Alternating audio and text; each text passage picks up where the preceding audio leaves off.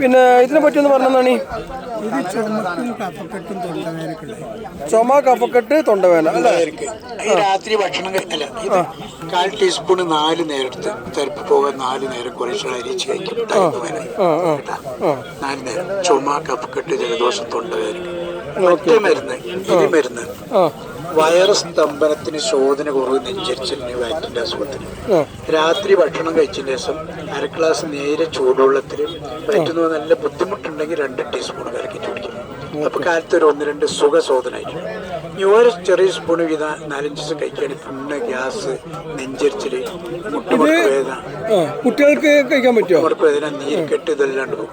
കുട്ടികൾക്ക് ഒരു 1/2 സ്പൂൺ എടുക്കുക, ഒരു തുള്ളി തേൻ ഒഴിക്കുക. തുള്ളി തേൻ വെച്ചിട്ട് ഇങ്ങനെ ആക്കി ലേഖ്യമായിരിക്കും. പൊടിയിൽ തേൻ വെച്ചാൽ കാണൂല, കുറച്ച് ഒഴിക്കാൻ പാടുള്ളൂ. തേൻ ജാസ്തി വെച്ചിട്ട് വൈറസ് തപ്പിക്കും. തുള്ളി അതിട്ട് ഇത് പോകാൻ വേണ്ടി കഴിക്കാം. തിന്ന വേഗമായി രോഗം തിന്നാൻ കൊടുത്താൽ ലേശം വെള്ളം തരും മേലെ കൊടുത്താൽ.